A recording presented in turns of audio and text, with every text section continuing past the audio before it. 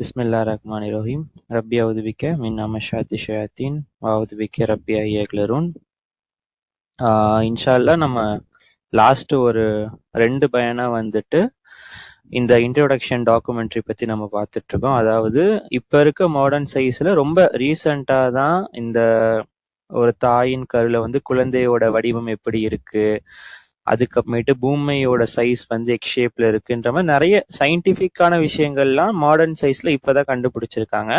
ஆனா அல்லாஹ் சுப்ஹானஹு வ தஆலா எப்படி வந்து குர்ஆன்ல 1400 வருடங்களுக்கு முன்னாடியே இது அனைத்தும் துல்லியமாக குறிப்பிடப்பட்டு உள்ளதுங்கிறத பத்தி தான் ஒவ்வொரு வசனங்களை வச்சு இதுல பேசிட்டு இருக்காங்க. இன்ஷா அல்லாஹ் அதை நம்ம தொடர்ந்து பார்ப்போம்.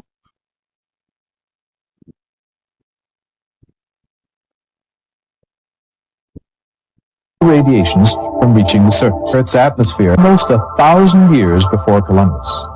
We know now that the Earth's atmosphere acts as a filter to prevent harmful radiation.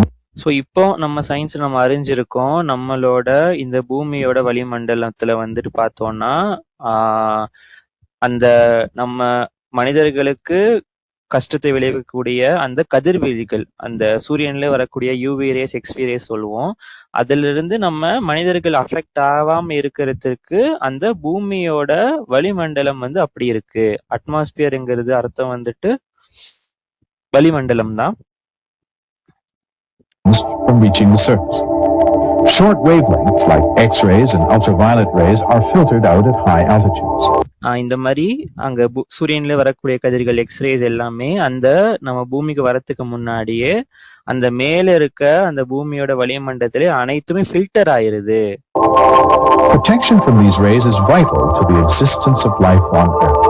இந்த மாதிரி பூமி வந்து வடிவமைக்கப்பட்டதுனால தான் பூமியில வந்து உயிர்களால வாழ முடியுது.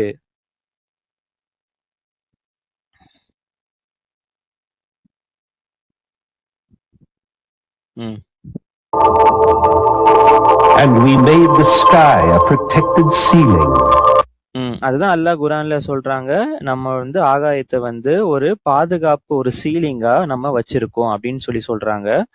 இதற்கான வசனம் நம்பர் வந்துட்டு 21:32. ஆயினும் அவற்றில் உள்ள அத்தாட்சிகள் and we render the sky a guarded ceiling. அல்லாஹ் வந்து ஆகாயத்தை வந்து ஒரு ப்ரொடெக்ட் பண்ற ஒரு பாதுகாப்பும் வளையமா அல்லாஹ் வச்சிருக்காங்க. ஆயினும் அவற்றில் உள்ள அத்தாட்சிகள் அனைத்திலும் அவர்கள் முற்றிலும் கவனமற்ற இருக்கின்றனர் அப்படின்னு அல்லாஹ் சூரா 21 வசனம் 32 அல்லாஹ் சொல்றாங்க. Then there is the affirmation of the modern idea that the origin of life is aquatic. அது மட்டும் இல்லாம மாடர்ன் சயின்ஸ்ல நம்ம பாக்குறோம், எல்லாத்தையும் தெளிவா தெரியுது, உயிர்கள் வாழ்வதற்கு தண்ணி ரொம்ப ரொம்ப அத்தியாவசியங்கிற விஷயத்த நம்ம பாக்குறோம். And we made water a requisite for every. இத பத்தியும் அல்லாஹ் குர்ஆன்ல சொல்றாங்க. அதாவது and we made water a requisite for every living thing. வாழுகின்ற ஒவ்வொரு உயிரினத்திற்கும் தண்ணி வந்து மிக அத்தியாவசியம் அப்படின்னு அல்லாஹ் சொல்றாங்க. அது சூரா 21 வசனம் 30 இருக்கு. Living thing. Water is the simplest chemical compound of importance to all living things. இருக்கிறதுலே ரொம்ப சிம்பிளான ஒரு வேதியியல் கெமிக்கல் காம்பவுண்ட் நம்ம பார்த்தோம்னா தண்ணீர் தான். எல்லா உயிர்களுக்கும் அடிப்படை உள்ள விஷயமா தண்ணீர் இருக்கு. Most organisms consist of 50 to 95% water. ஒவ்வொரு உயிரினத்திலையும் 50% உடம்புல வந்து தண்ணி வந்து நிரம்பி இருக்கு. Scientists know that absolutely every living entity known to man requires water for its existence. இதுவரையும் சயின்டிஸ்ட் கண்டுபிடிச்ச எல்லா உயிரினத்திலும் சரி, எல்லா உயிரினங்களுக்கும் வாழ்வதற்கு தண்ணி ரொம்ப ரொம்ப அவசியம் சொல்றாங்க. Many properties of water make it essential to life's processes. தண்ணியை வந்து அல்லாஹ் அப்படி தன்மையில வச்சிருக்காங்க. அந்த தண்ணி அந்த தன்மையில இருக்கிறனாலதான் உயிர்கள் இயங்குவதற்கான அந்த பயாலஜிக்கல் சைக்கிள் வந்து அது சப்போர்ட் பண்ணுது. தண்ணி அதுக்கு தேவைப்படும். தண்ணியோட தன்மை அப்படி அல்லாஹ் வச்சிருக்காங்க. Its ability to dissolve a great variety of substances is vital because most chemical reactions within organisms can occur only in a water solution. இப்போ நம்ம உடம்புல வந்து அந்த சுரப்பிகள், ஒரு சில விஷயங்கள், நம்ம கெமிக்கல் ரியாக்ஷன் நம்ம உடம்புல நடக்கணும்னா அதற்கு தண்ணி மாதிரி ஒரு சொல்யூஷன் இருந்தாதான் நம்ம உடம்புல வந்து அந்த செயல்பாடு விஷயங்கள் நடக்கும்ங்கிற அளவுக்கு தண்ணி அத்தியாவசியமா இருக்கு. Take the field honeybee, busy bringing in nectar from flowers. இப்போ ஹனிபியை பத்தி நம்ம பார்ப்போம்.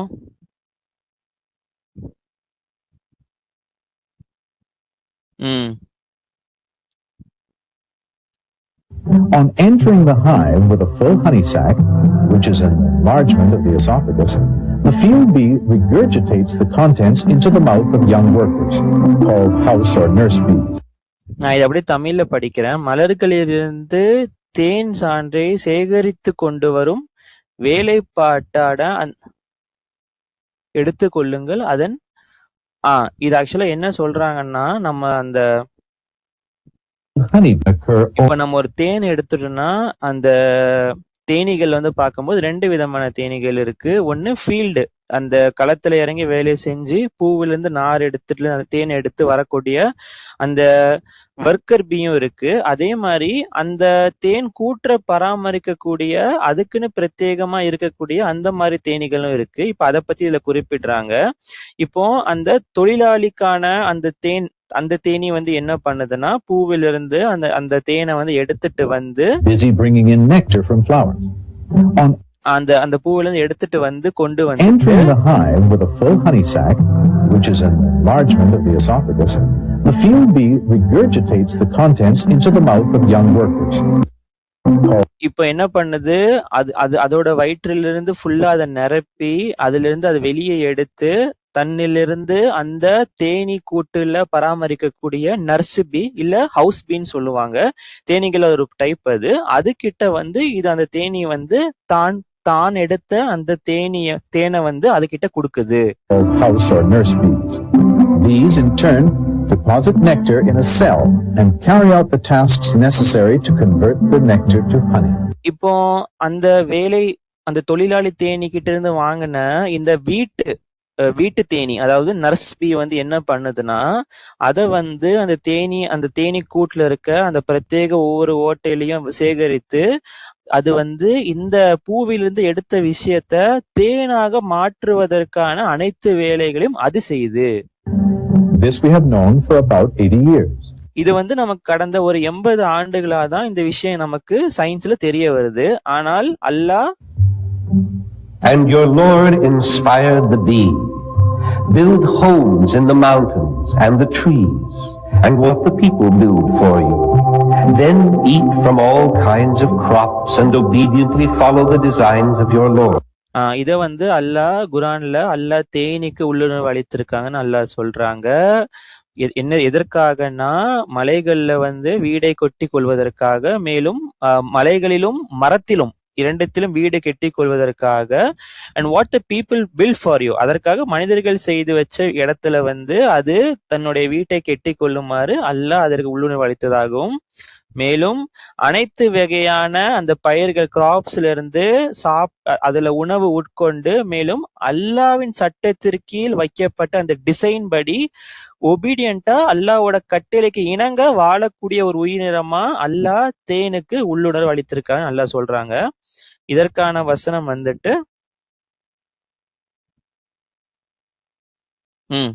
சூரா 16 அல் நகல்ல 68, 69. Out of their bellies comes a liquid of various colors, wherein there is healing for the people. This should be a sign for those who reflect. அதனுடைய தேனீகளிலிருந்து வயிற்றுல இருந்து பல்வேறு நிறங்களுடைய ஒரு திரவம் வந்து வெளியே வருது. அதில் மனிதர்களின் நோய்களை இல்ல அந்த நோய்களை போக்குவதற்கான மருந்து அதுல வந்து உள்ளதுன்னு அல்லாஹ் சொல்றாங்க. This should be a sign for those who reflect. யாரு வந்து யோசிக்கிறாங்களோ, யாரு வந்து இதை சிந்திக்கிறாங்களோ அவங்களுக்கு இது அத்தாட்சியா உள்ளது அப்படின்னு அல்லாஹ் சொல்றாங்க. இதற்கான வசனமும் சொன்ன மாதிரி அல் நகல்ல 68, 69. Remember, this statement was made 1400 years ago.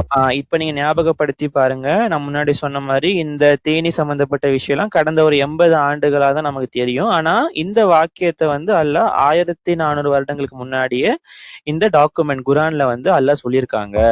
How in the world could somebody have known 1400 years ago that honey came from the belly of the bee? எப்படி ஒரு மனிதனுக்கு அந்த காலகட்டத்துல 1400 வருடங்களுக்கு முன்னாடி வாழ்ந்த மனிதனுக்கு தேனீயோட வயித்துல இருந்து தான் தேன் வருதுங்கிற விஷயம் அவங்களுக்கு எப்படி தெரியும்?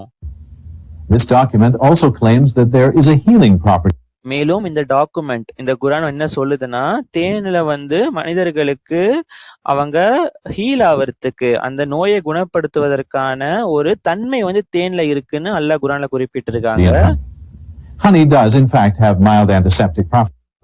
உண்மையை சொல்ல போனோம்னா ஹனில வந்து இந்த ஆன்டிசெப்டிக் ப்ராப்பர்ட்டிஸ் வந்து இருக்கு. ஆன்டிசெப்டிக்னா கிருமி நாசினி, அதற்கான தன்மைகள் வந்து இந்த தேன்ல இருக்கு. The Russians used honey to cover their wounds in World War II.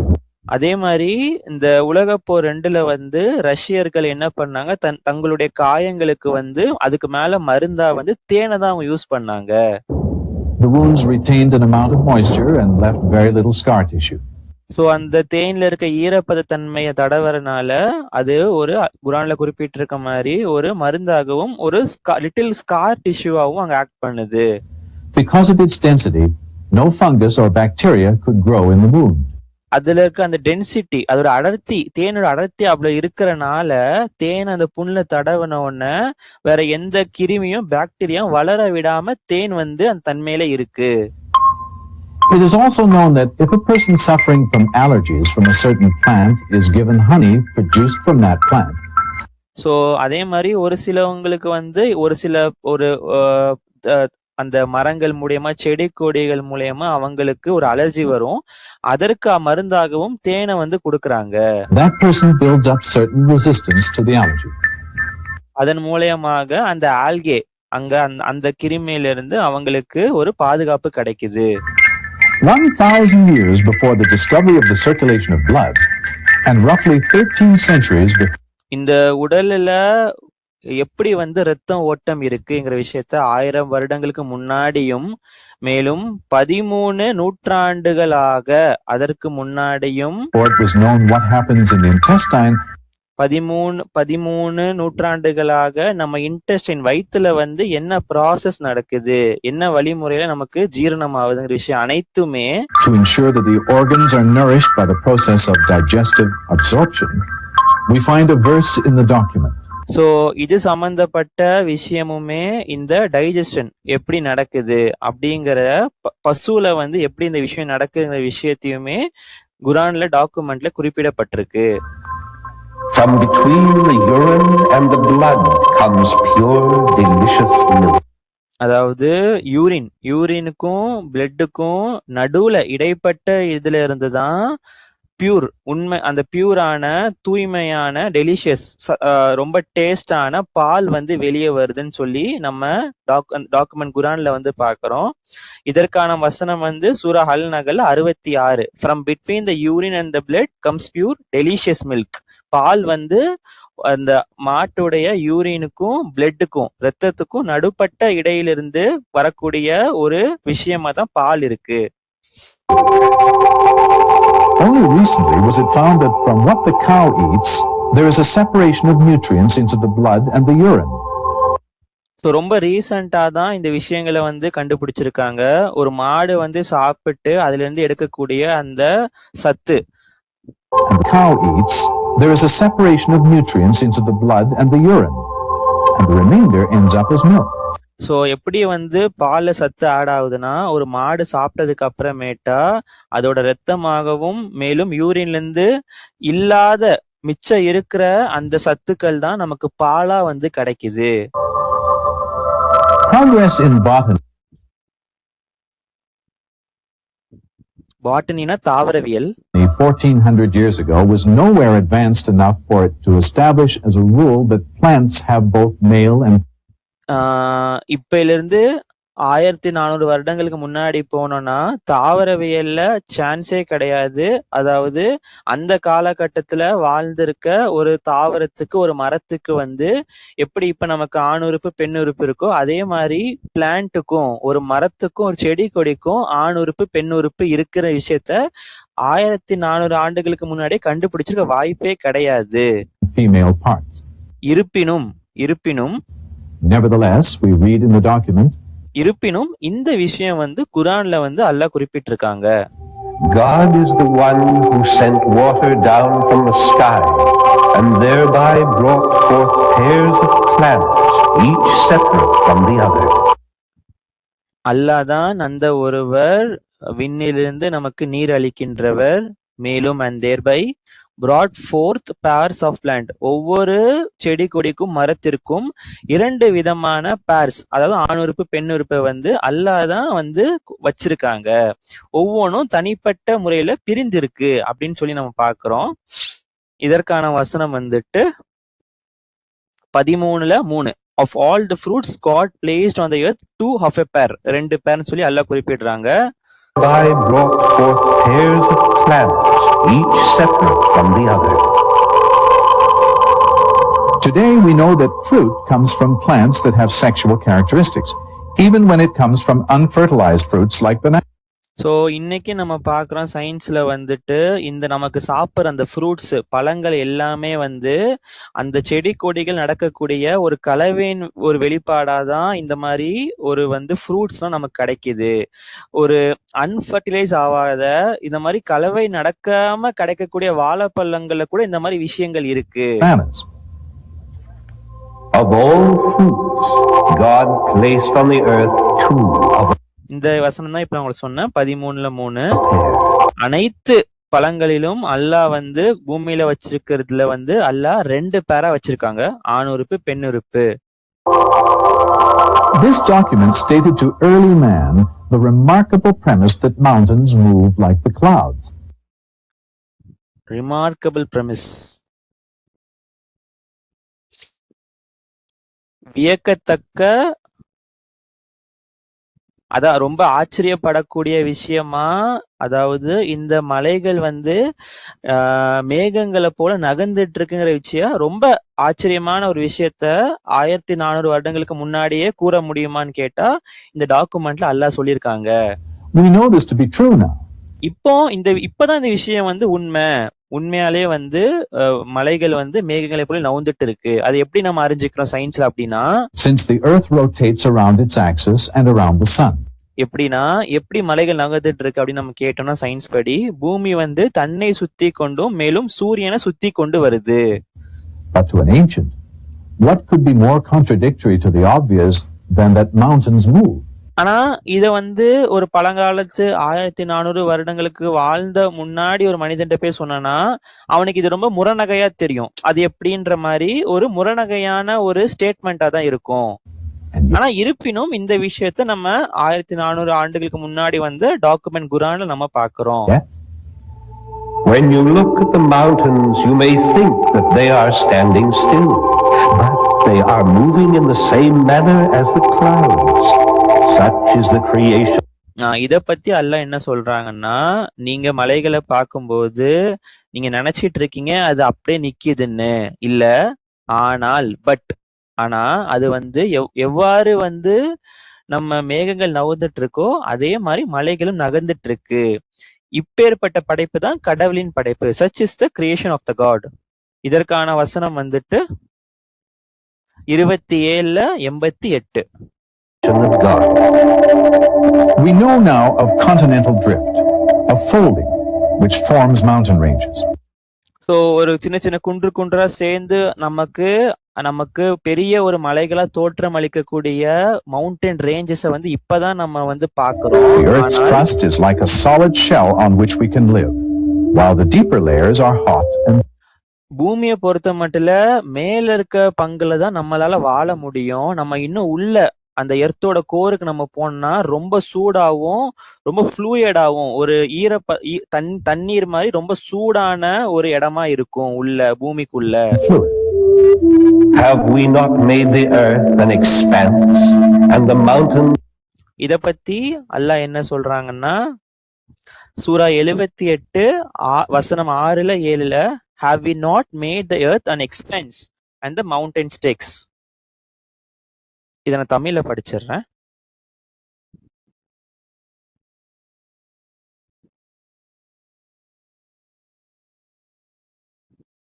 எழுபத்தி 6 வசிக்கத்தக்கதாக இந்த பூமியை நாம் ஆக்கவில்லையா அப்படின்னு அல்லாஹ் கேக்குறாங்க. மேலும் அந்த மவுண்டைன் ஸ்டெபிலைசர்ஸ், மேலும் மலைகளை நிலைப்படுத்திகளாக அல்லாஹ் ஆக்கவில்லையான்னு சொல்லி சூரா 78 வசனம் 6லயும் 7லயும் அல்லாஹ் கேக்குறாங்க. Stakes. The stake-like stability of the mountains is linked to the folding phenomenon in that the folds provide the foundations for the reliefs that form the mountains. So இந்த மாதிரி அந்த சின்ன சின்ன குன்றுகள் ஒரு சரியான முறையில அந்த அமைக்கிறதுனால, அந்த மடிப்புனாலதான் மலைகள் வந்து ரொம்ப ஸ்ட்ராங்கா நிறுவி இருக்கு. From this aspect, they are indeed like tent stakes driven deep into the ground. So இந்த படத்துல காமிக்கிற மாதிரி எப்படி அது வந்து சின்ன சின்னதா குன்றுகள் சேர்ந்து ரொம்ப ஆழமான, ரொம்ப உறுதியுடைய ஸ்ட்ராங்கான அது வந்து வேர்ல போய் ஸ்ட்ராங்கா நிக்குது மலை. He makes his chest straightened like one who climbs towards the sky. So இதற்கான வசனம் அல்லாஹ் வந்து மலைகளை குறித்து சொல்லும் போது சூரா 6 அல்-அன்அம்ல 125, he makes his chest straighten like one who climbs towards the sky.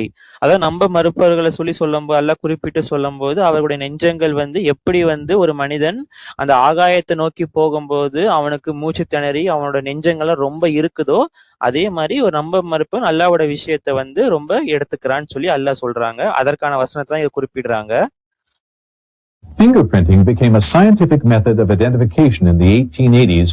மேலும் 1988 தான் என்ன கண்டுபிடிச்சிருக்காங்கன்னா, ஒவ்வொரு மனுஷனுக்கும் தன்னுடைய கைரேகை வந்து டிஃபரெண்ட், இன்னொருத்தவங்கள மாதிரி இன்னொருத்தவங்களுக்கு கைரேகை இருக்காதுன்னு சொல்லிட்டு சார் பிரான்சிஸ் கேல்டன்ங்கிறவர் வந்து அவர் ரிசர்ச் மூலமா கண்டுபிடிச்சிருக்காரு. இது எப்பனா 1880களில் தான் அவர் கண்டுபிடிச்சாரு. இருப்பினும் with the research of Sir Francis Galton. Galton calculated mathematically that no two persons could have exactly the same fingerprint pattern. அதான் கேல்டன் வந்து கண்டுபிடிச்சிருக்காரு. கணித ரீதியில வந்து 2 பேருக்கும் ஒரே மாதிரி கைரேகை, 2 மனிதர்களுக்கு ஒரே மாதிரி கைரேகை இருக்காதுன்னு சொல்லிட்டு அத வந்து அல்லாஹ் என்ன சொல்றாங்க குர்ஆன்ல இத குறித்து அப்படி நம்ம பார்த்தோம்னா, We can even reconstruct the tip of his finger. அல்லாஹ் சொல்றாங்க, என்னால மனிதனுடைய அவனுடைய அந்த விரலோட நுனிய கூட என்னால திருப்பி அதே மாதிரி என்னால கொண்டு வர முடியும்னு அல்லாஹ் சொல்றாங்க. அதற்கான வசனம் வந்துட்டு சூரா 75:4, எஸ் இண்டீட், மிக நிச்சயமாக we are able to reconstruct his fingertip, அவனுடைய அந்த விரலோட ஒரு நுனி வரைக்கும் என்னால திருப்பி வந்து கொண்டு வர முடியும்னு அல்லாஹ் சொல்றாங்க 75:4. All of these scientific phenomena have been taken from the same book. இப்ப நான் சொன்ன எல்லா இந்த சயின்டிபிக் விஷயங்கள் எல்லாமே வந்து ஒரே டாக்குமெண்ட்ல தான் நம்ம எடுத்திருக்கோம். Other examples contain infinitely more precious data, which directly relate to facts discovered by modern science. இன்னும் நம்ம நிறைய இருக்கு. இப்ப ரீசெண்டா நிதர்சன உண்மைகளாக அறிவியல் கண்டுபிடிச்ச அனைத்து விஷயங்களுமே இந்த டாக்குமெண்ட் வந்து குர்ஆன் ரொம்ப தெளிவாக குறிப்பிடுது. மோர் precious data. But it took modern computers to discover them. ஆனா இந்த விஷயங்கள்லாம் இப்ப வந்து ஒரு நவீன ஒரு கணினி மூலமா தான் கண்டுபிடிச்சிருக்காங்க. ஆனா 1400 வருடங்களுக்கு முன்னாடி எப்படி வந்து இந்த விஷயம் கண்டுபிடிக்கப்பட்டது? It is only now that the numerous verses of this text have finally become comprehensible. அதாவது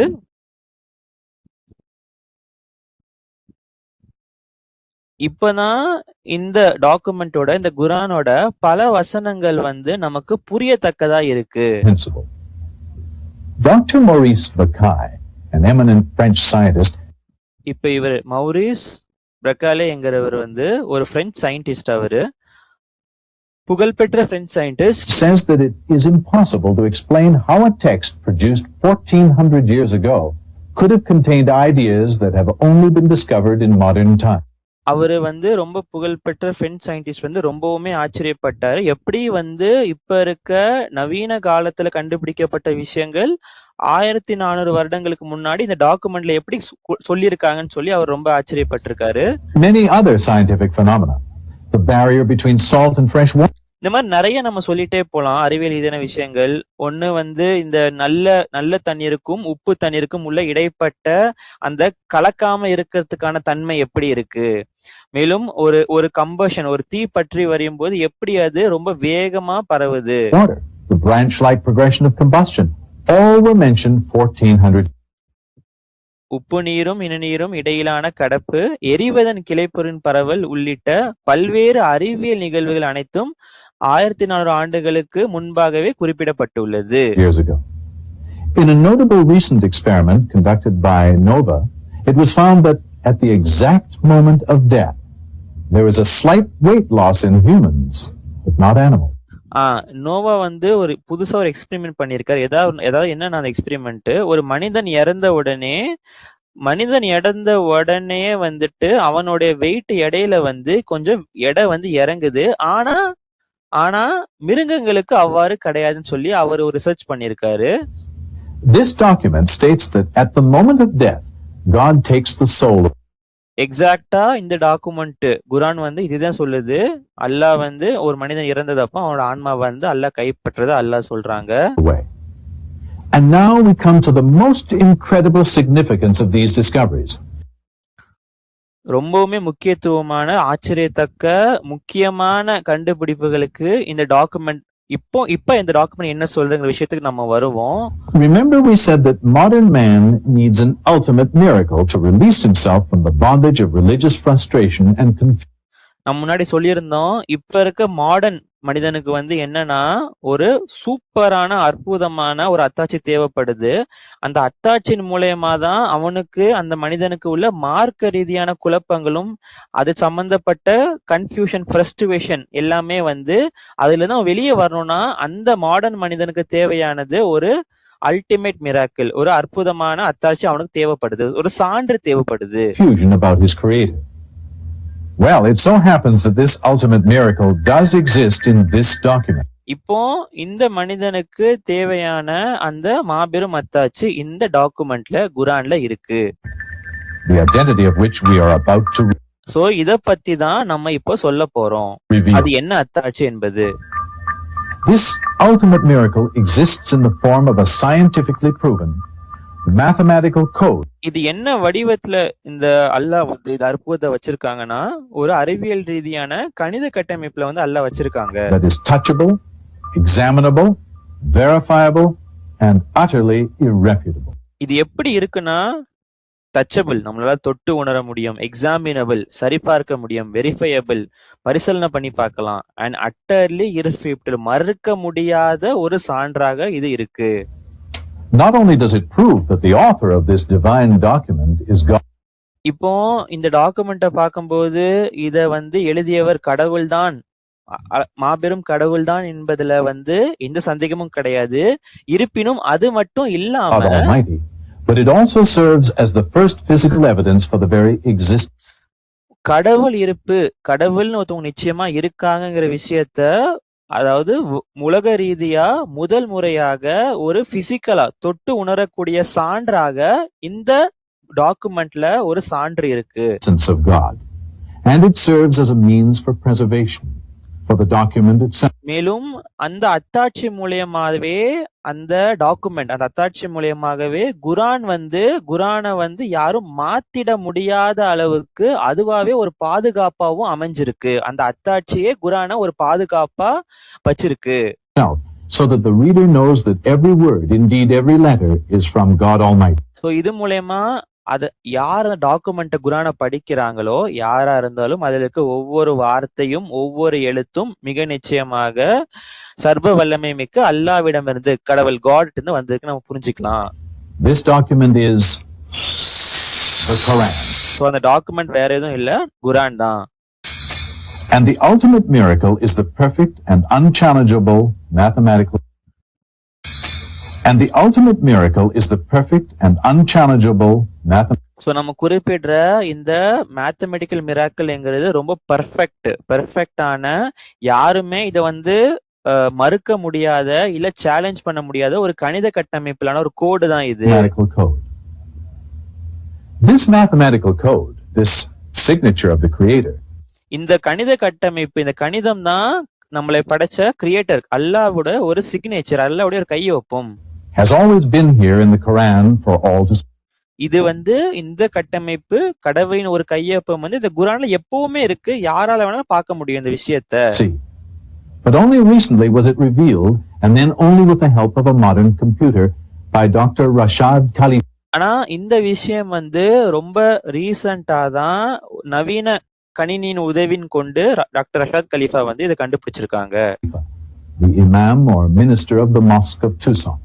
சோ ரஷாத் கலீஃபா என்பவர் வந்து இமாம் இல்லனா மஸ்ஜித் துக்சானோட ஒரு minister. Briefly, let me explain. So Rashad சொல்றாங்க, நான் உங்கள்ட்ட இப்ப வந்து ஷார்ட்டா நான் சொல்றேன். The Quran consists of 114 chapters. குர்ஆன்ல வந்து மொத்தம் 114 சூறாக்கள், சாப்டர்ஸ் இருக்கு. 29 of these chapters are prefixed with letters that remained mysterious for 1400 years. அதுல 29 சூறாக்கள்ல வந்து இந்த மாதிரி முத்திரை எழுத்து இருக்கு. அது வந்து 1400 ஆண்டு காலமாக மர்மமாவே இருந்துச்சு. Nobody knew what they meant until now. இப்ப வரைக்குமே யாருக்குமே தெரியாது அதோட அர்த்தம் என்னங்கிறது. Before we go into detail, okay, இன்ஷால்லா நம்ம தொடர்ந்து பார்ப்போம். ஒரு 10 நிமிஷம் தான் இருக்கு. இன்ஷால்லா முடிச்சுட்டு நம்ம அடுத்த வீடியோ போவோம். வார்த்தைகள் புகழ் அனைத்தும் அல்லாஹ்வுக்கே. மாஷா அல்லாஹ், லா குவத்த இல்லா பில்லா, அல்ஹம்துலில்லாஹ். ஸலாமுன் அலைக்கும்.